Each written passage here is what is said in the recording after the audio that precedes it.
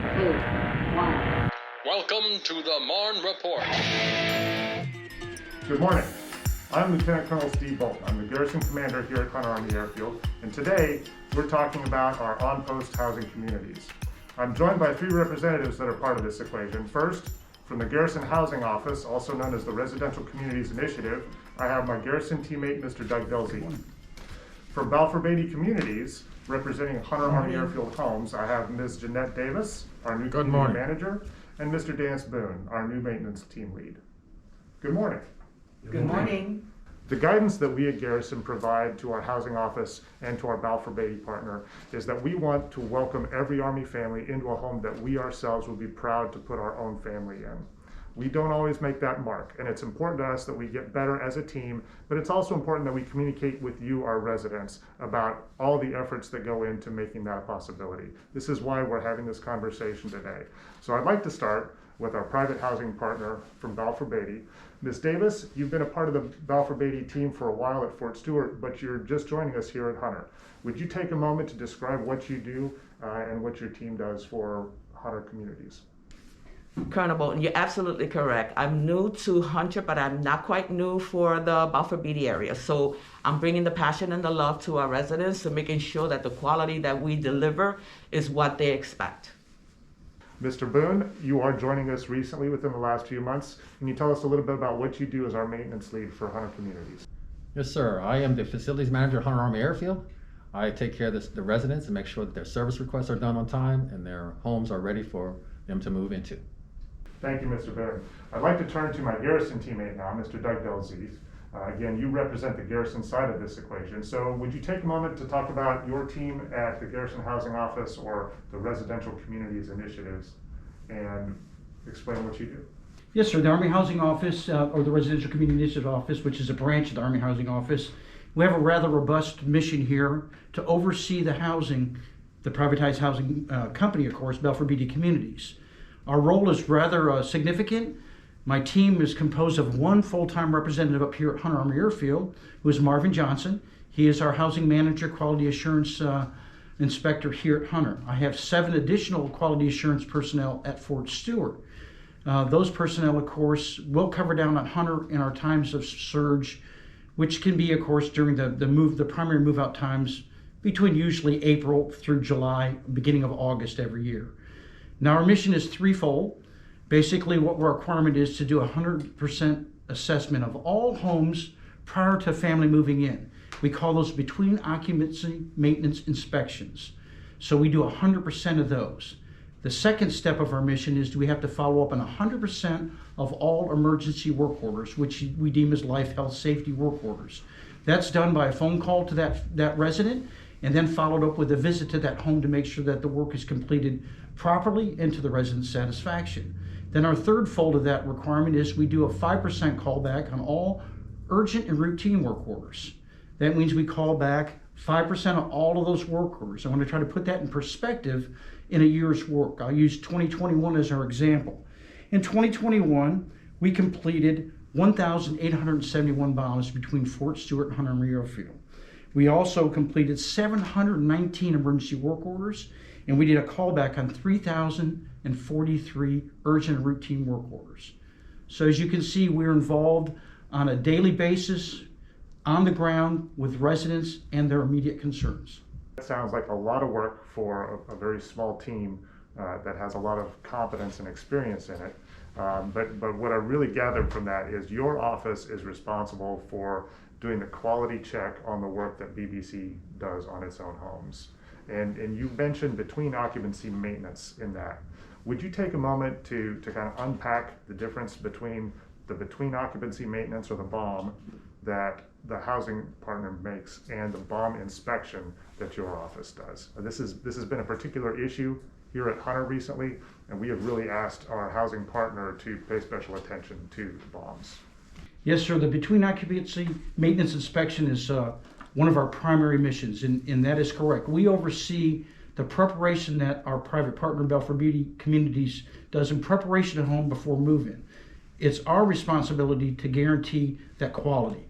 We do that, of course, by going and doing a physical inspection of every home using an IMCOM checklist, which is very, very involved, but it guarantees that we look at every aspect of every home and provide that information and feedback back not only to our community, but to the Army. It's reported that way using automated systems, of course. I want to mention Ramona Welch, who is my primary lead for this area, and she does the coordination for the day-to-day bomb inspections with BBC. And this really makes sure that we cover down, we don't miss any homes, and that these families do get a home that is ready for them to move into. Doug, thank you for that. And before we go back to Balfour Beatty for the next question, I want to ask another follow-up about the bomb inspection. So we do fail homes on these inspections and turn them back to BBC for more work. Is that correct? Yes, sir. Some bombs do fail.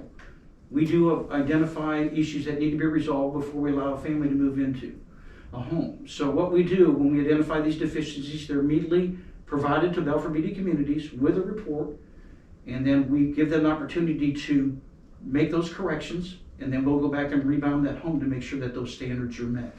Again, if a home has failed for not being to standards, that's a reportable item. So Balfour Beatty knows that it's basically a report card. They want to do as well as they can too, because this is broadcasted across the Army, and it's kind of competitive, of course. Everybody wants to do the best that they can, so it keeps the standards up very well. We have a good relationship with Balfour Beatty, so we make sure that we immediately give them any deficiencies, and they're very good about letting us know when they've corrected those so that we can follow up. And the key goal is, of course, to have a home that's ready for a family and without delaying it too long, to make sure that we can make the corrections, but that home is still ready for standards for the family to move into. Mr. Dilsey, thank you for offering some clarity on that issue. So I'd like to go back to our facilities manager, Mr. Boone. If a resident has just moved into a home and they find that they still have issues, do they follow the same process that they would for submitting a work order at any time during their stay on Hunter? We basically follow the same standard when we do work orders. When they first move in, they have some days to identify any issues that they have in their home. And we want to be able to take care of those issues right away. So those become a priority, especially since they just moved in. Thank you. Ms. Davis, what are some of the ways that a resident can submit a work order?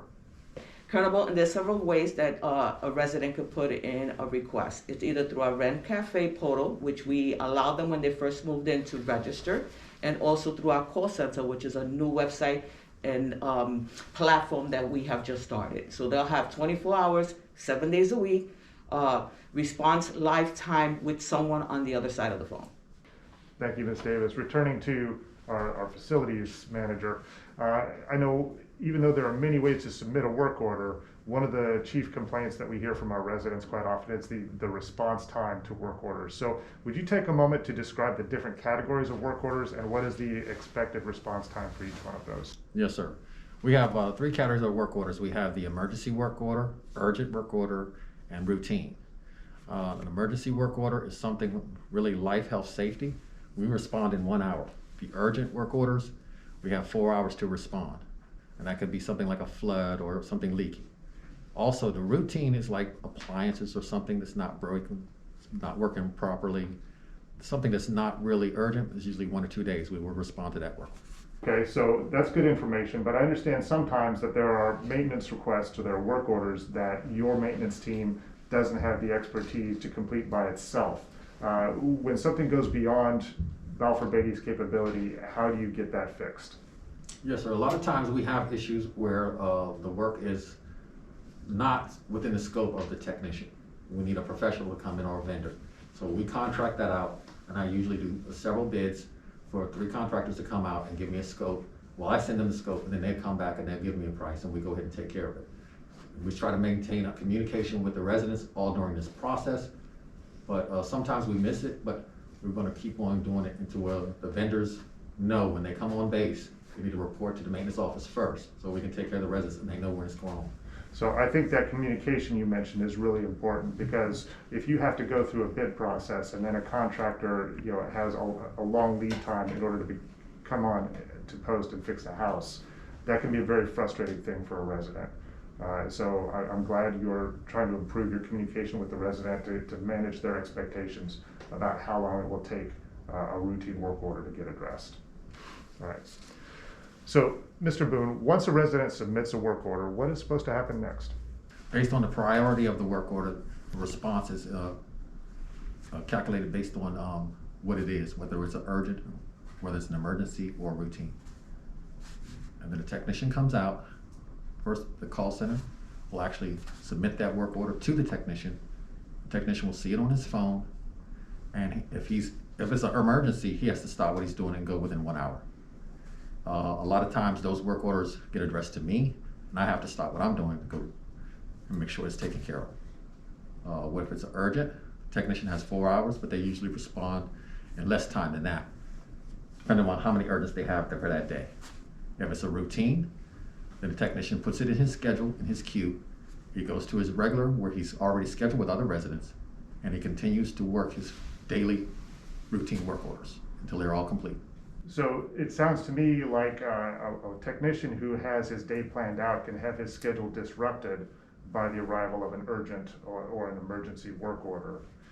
And I know that can be frustrating to the residents that were being served by his routine work. One of the other complaints that we get from a lot of residents is making sure that the appointment time is right for their family and that the technician is able to arrive on time. And we know that can't always happen sometimes because of these emergency and urgent work orders that come in. What can residents do on their part in order to make work visit go smoothly? One thing residents need to understand that work orders need to be responded to immediately when it's a life, health, safety issue, like fire, flood, mold, anything that could actually harm the resident. We have to respond on a dime and make sure it's taken care of. And what they need to understand, these issues happen not just way across base or somewhere else, they happen to their neighbors. And we have to address them immediately. So if they can understand and have a little patience with us, we'll take care of them. We'll put that dishwasher in, or we'll fix that light. But we want to make sure that we give them the time to, if we can't come, call them and say, hey, we can't make it, can we reschedule with you? And it's not because we don't want to do it, we just want to make sure that we take care of the emergencies first. All right, so in that response, Mr. Boone, I heard you mention mold. And living here in the coastal empire in the deep south, high humidity, high temperatures, organic growth is almost a condition of life here. So what should residents do if they find some kind of growth in their home that they suspect might be mold? Yes, sir. When residents put a work order in for emergency mold, that is like red flags for us. So that they then need to immediately put in a work order for mold in their home. That sets us to a higher level of maintenance, so that we need to know where it is and we need to come out and inspect it and take care of it in a timely manner. That work order is also the tracking for if it becomes a bigger issue than normal, to where we can start putting things into it, where we have to go out to get an outside vendor or contractor, where we have to remediate it, where we have to make sure the residents put it in another place, in a home or hotel, until we remediate it. So all those things starts with that initial work order for the emergency. And once that emergency is taken care of, command is let know, everybody in the command is let know when the steps are processed. And our policy is to make sure that we address it in a timely manner. Okay, so one of the things that we haven't talked about yet is prevention. Are there any things that a resident can do to help prevent the formation of growth or mold within their home? Yes, sir. There's many things a resident can do to prevent mold. Like you said earlier, we're in the south, we're in the southern, there's high humidity here. One thing they can do is keep the thermostat set lower, so that air conditioner is the dehumidifier in the home. They can keep their windows closed. They can also watch their water leaks under their cabinets, on their tub area. If they see any signs of a leak, if we get that work order, instead of waiting, we can eliminate some of these calls. The biggest thing is to make sure that we know that there's a water leak in the home or something growing in the home. And if we catch those early, they won't have the mold. We can just have a water leak, fix the leak, and everything will be fine. Dance, thank you. And I think one of the other things that we've talked about in the past is also regular routine filter changes to make sure that the airflow is moving properly. Now, I'd like to go back to your question about, or your comment about thermostat settings. All right. If you have a house that's too cold, you're actually inviting the formation of water on your walls when you open doors and windows, and you get that drastic change in temperature. So what is an appropriate thermostat setting for the hot summer months here? For the hot months here in Georgia, sir, you would really want your thermostat at 72 degrees. You don't want to go up too high and you don't want to go too low. And then, like you said, if you see your walls starting to develop moisture, that might be an airflow issue. So then you want to make sure your filters are changed. Check your filters often. I like to say every month, just pick a day and say, I'm going to go check my air filter. And we give the filters. If they come to our self-help and tell us where they're at, we'll give them a filter. Earlier you mentioned that anytime a resident sees something that might be a mold growth, they should call in an emergency work order. However, are there any things that a resident can do themselves, any products they can use that are safe and effective if the growth is still small and they can clean it immediately to prevent any harm or potential harm to their family? Yes, sir. There's a lot of things that residents can do. One we talked about was identifying the mold. Now, they can also, just clean it with some soap and water. If you see a small spot that's growing on your walls, clean it with some soap and water. Do your maintenance in your home and watch around your home and be aware of what's going on in your home, especially under your sinks, around your tubs. All those areas in your home where you have moisture, you want to watch those areas like around the walls where it comes out of the tub. Watch how your kids play in the tub. I mean, sometimes they splash. Kids have fun. So if they're splashing, make sure you just kind of look at that area and say, okay, we got to wash this off with some soap and water, and that'll be fine. So speaking of products that can be used to clean mold, we talked earlier about the potential for a really bad growth to require you to bring in a mold team to address something. And I know one of the questions that we've had from several residents over the last year is about the products and the method that the mold team uses to mitigate a bad growth. Quite often they'll see the mold team spraying something on the mold, or they'll appear to be painting over it, and then they'll leave it in place. And if it's not explained what those products are or what the process is, it might look to a resident that the technician's just covering over the mold, instead of actually explaining that, well, these are products that kill the mold and contain it and prevent its regrowth. So would you take a moment to talk about what products our mold teams use in homes? Yes, sir. I wanted to make sure that people understand that mold is a growth that can be cleaned with soap and water. But we, with Balfour Beatty, we take it a little step further. We clean it with a chemical mold X, and we also use a Promar 200 paint. That is not a regular paint. That paint itself inhibits the mold. So it may look like they're painting over it, but they're actually putting in it, and we're taking it to the next level when it comes to mold. So we don't want it to come back. But the first step they need to understand is mold is one of those things that thrives on moisture. So the first step is to dry the area. It may look like we haven't come to your home in a while, especially if some areas, small areas are saturated. And when I'm talking small, anything 4 square feet is what we're talking about. Anything bigger than that, we might be getting an outside contractor. So I want you to understand, in a small area, we can dry that within a day or two. Then we will come back and we will actually treat that area. Then we will come back later, depending on how wet it was with the treatment, and paint over it. All this is a step-by-step process so that we make sure that it doesn't come back in that area. And we stop the leak and the leak doesn't return. Mr. Boone, thank you for that explanation again. I think the residents will appreciate having good communication about this process, whether it's here on this video or when a team comes into their home to take care of a growth. In the coming months, you might hear a lot of noise coming from Fort Stewart as our brigades go into ranges for gunnery. Cold weather and overcast skies can tend to amplify the noise. Don't worry, that's just the sounds of freedom. If you have any concerns about noise, please feel free to call 210-9375.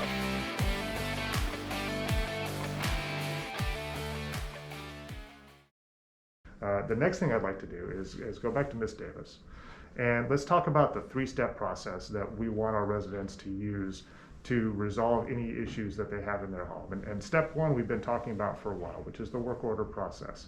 But if they're not satisfied with that initial work order, there's a step 2 and a step 3. What are our residents supposed to do? Now, when they put in a work order and we go out there and do the work, obviously, they have a response time. Either they come back saying that it's not satisfied or satisfied. If they're satisfied, we're good to go. We move on to the next resident and the next work order.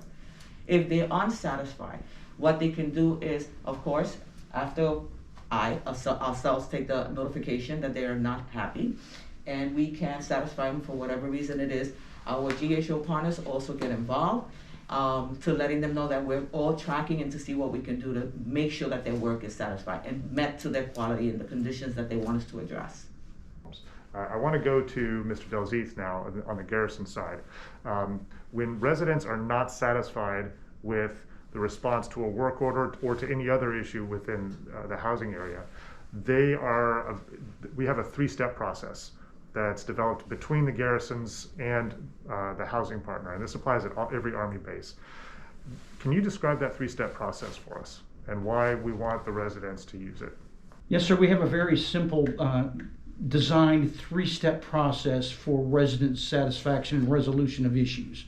The first step we talked a little bit about is the resident's responsibility to call in a work order to make sure that their concerns can be taken care of, and then afford BBC's community management or facility management the opportunity to correct that deficiency. If it's not met at that step, which is step one, then we go to step two, where the resident has the opportunity to call the BBC's hotline. The hotline number is outlined in our schematic that we have for the three-step process. That will forward BBC's corporate office to come back down and follow up and check to get that resolved issue for that resident. Then if that still not meets the satisfaction of the resident, our step three is for them to contact us at the Army Housing Office, the Resident Community Initiative Office, which you can see by our sign here that we have contact numbers for Marvin Johnson here at Hunter Army Airfield and Ramona Welch at Fort Stewart. There's our contact for step three. If it comes to step three, then I guarantee that members from Army Housing Office will follow up to make sure that we meet resolution on their concern. Okay, Doug, thank you for that answer. Again, the three-step process is important for our residents because it is actually the fastest way to get you resolution on an issue that you're not satisfied with. I know a lot of our residents would like to go straight to the ICE comment if they're not happy with something in housing, or they want to go find a housing advocate somewhere off post, and those are very powerful tools. And some people even like to go to social media interaction to try and get their complaints addressed. All of those will eventually get you to resolution, but none of them will get you there as quickly as the three-step process. And honestly, Balfour Beatty deserves the opportunity to solve your problem quickly at the lowest level. But if they don't, if the corporate response is not satisfactory to you, then yes, this third step brings the problem to the garrison level. And even though the contact information on the graphic there is for the RCI office and Mr. Delzeeth's team, what it really means is if you've gotten to the third step, you're coming to me for Hunter and Sergeant Major Reichard, or you're going to Colonel Ramirez and Sergeant Major Buchanan for anything at Fort Stewart. And we do take those issues very seriously. All right, Dance, there's one more thing that I wanted to ask you about. So we had talked about what residents can do on their own for mold mitigation or some other things, but the housing offices here at Hunter have a pretty good self-help section. Can you talk about what is available for the residents to come get at self-help? Yes, sir. The self-help is at Building 3 on Ganem Avenue. It's also at our leasing center, which is Building 1 on Ganem Avenue. We offer filters and batteries for the smoke detector. We offer tub stoppers so they can come by, and actually light bulbs, everything that they need for the home. Okay, that's really good to know, and I know all the homes that we have here on Hunter have a variety of different light bulbs in their fixtures. Some of them are very non-standard, so it's good to know that we can go to the Balfour Beatty office and pick those up. Ms. Davis, question for you. What are some of the improvement projects that are slated for our neighborhoods this year? Keep in mind, everyone, we are new to the team, but we have a lot of nice things that are coming for the residents. We're going to be doing the upgrades in our playgrounds. We're going to be doing our basketball courts. We're going to make sure that both sides of the splash parks is working and operable for you and your family to enjoy. Stay tuned. And a lot of us have seen our brand new landscaping contractor out and about in the neighborhoods. Can you tell us about mowing schedules and any improvements to street signs? Yes, so we also have a new contractor, our Phoenix company, that's going to be taking care of all the communities on a weekly basis, daily basis for each neighborhood. So we're going to make sure that your homes are going to look really, really nice, especially now that the summer is coming up. As far as our playgrounds, we're going to be doing upgrades as well. We're ensuring that both splash parks are also going to be taken care of. So there's a lot of improvements that we're going to be doing, as well as I've noticed in the community driving around that there's a lot of signs missing. So we are making sure that we're going to be placing them accordingly, not only the street names, but also for our children's safety when they're playing outside. And the speeding, of course, obviously. Ms. Davis, thank you for that. Our Fort Stewart Military Police wants you to know there's been an increase in animal-related car accidents on highways 119 and 144, especially with hogs. Many of the accidents are happening when it's foggy. Please, when you're driving on the highways, remember to set your cruise and stay alert for hazards. And remember, when you see fog, there may be a hog. Slow down and take your time. Mr. Delzeith, turning to you, we are right in the middle of the Department of Defense Tenant Satisfaction Survey. I think we only have a few more weeks left for residents to respond to this. Can you tell me a little bit about that survey and the role that your office plays in it, and why is it important that residents respond to it? Yes, sir. This is our tenant satisfaction survey. It's an annual survey that is, of course, directed by the Department of Army.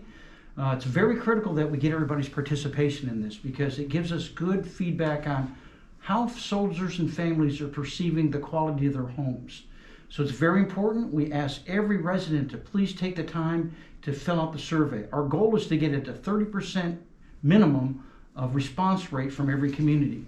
We're not sitting there yet. At Hunter, we're doing fairly well. We're about 24.7%. So we got a little bit farther to go, but we urge everybody to reach out and take that survey. That survey brings a lot of information for us to come up with an action plan based off of the comments so that we can make this community better. So the residents, your vote counts, your voice needs to be heard. So please take the time to fill out the survey for us. Doug, that's great to know. Our goal is at least 30% of our residents. We have more than 670 families living on Hunter. We would like at least 30% of you to respond to this survey. It is important because this is good feedback, not just for the housing partner, but for the Army itself. I believe last year, the satisfaction rate was between 70 and 75% for the families here on Hunter. Can you talk briefly about how that satisfaction rate and the survey itself will impact the housing partner and the Army's understanding of how well the housing partner is performing? The satisfaction rate is extremely important because it's not only measured at Fort Stewart-Hunter Airfield, but it's compared to all the other installations across the Army portfolio. So it's a good friendly competition between all the installations to see who has the best customer satisfaction, maintenance satisfaction, and overall satisfaction. So it's a great goal for these private partners to achieve because they do get recognized for how good they're doing or where they need to improve. So it helps us determine not only at our level but at the Army level who needs help where and how we can help them. Mr. Dilsey, thank you for clarifying the importance of that survey. Again, I hope everybody takes the time to go fill it out. The 2022 Department of Defense On-Post Housing Tenant Satisfaction Survey has been extended to March 7th. Your feedback is a crucial part of improving the quality of life in Fort Stewart-Hunter Army Airfield housing. Residents should have received a link to the survey in the email they have on file with the Housing Office. However, a link to the survey can also be found on the Fort Stewart Family Homes Facebook page at www.facebook.com/Fort Stewart Homes. Don't miss out on this awesome opportunity to let your voice be heard. I do want to turn back to our Hunter Army Airfield Homes partner with a couple of questions about some things that are of regular importance in our neighborhoods. And to begin with, we got a change in policy this year that now allows residents to enjoy trampolines and fire pits at their homes, but there are still some rules to follow. Can you expand on that? Yes, and of course it's for safety. Trampolines are allowed, but you have to have an insurance liability policy with at least a minimum of $100,000. Please make sure that you secure the trampolines. We do have windy times here at Georgia and some such storms, and we don't want them to actually hit anybody, or you have to make sure that you secure them. That's one of the main concerns here. As far as our fire pits, they are also allowed, but they have to be at least 15 square feet away from any structural. That means don't put the fire pits under the trees. Do not put them next to your homes. Thank you, Ms. Davis. Those are some great points. I'm really glad that our residents are able to enjoy those. They add to quality of life. There are a couple of other things that I think apply to the trampolines. And this is important because we had a windstorm just last month, and a lot of our new trampolines on posts got blown out of people's yards and across part of their neighborhood, which could have done damage to other people's homes, could have done damage to vehicles. So that weighting them down or staking them down inside your assigned yard space is really important. And I believe it's also required that they have side netting for safety, correct? That is correct. Okay, great, thank you. Would you cover the housing pet policy for us? Absolutely. There's a 2-pet policy. Of course, obviously, everybody loves their fur babies. We have restricted any aggressive pets are not allowed they're not allowed on posts, as well as making sure that they're always on a leash. There's a 2-pet policy restriction here on posts. Any aggressive breeds are not allowed. Make sure that your pets are also on a leash. They have to be supervised at all times. And be courteous to every neighbor. Not everyone has a pet. And make sure that you're taking care of after your dogs. Or if you're walking them, make sure that you have a doggy bag. We have pet stations everywhere throughout the community. We're probably going to get more, so that'll be easier for you to just take care of your fur babies. And sir, I might also add that all pets have to be registered to be in housing, which means they've got to basically be on the lease for that family so that BBC knows the number of pets and to make sure that they're not an unauthorized breed or unauthorized species. That's important for the safety of everyone. Jeanette, Doug, thank you for that clarification. And I'll add that the pet policy doesn't only apply to the housing areas. There is also a Garrison-wide pet policy that covers both Fort Stewart and Hunter Army Airfield. And there are specified breeds that are prohibited breeds on post. It clarifies that every pet that is outside of your home must be on a leash. But it also goes so far to say that other breeds that aren't specifically prohibited may also be prohibited if the individual animal acts aggressively in a certain way towards humans or other animals. So please, before you bring your pets on post to walk in the park or to go live in a housing area, make sure you know what the policy is for all of those areas. Ms. Davis, one last question for you. Can you talk about the housing policy on a home-based business?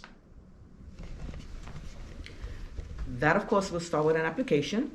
It has to go not only through us. We have a home-based policy addendum that has to be obtained in the community center. We also have to submit it for approval with our corporate office as well as our GHO partners.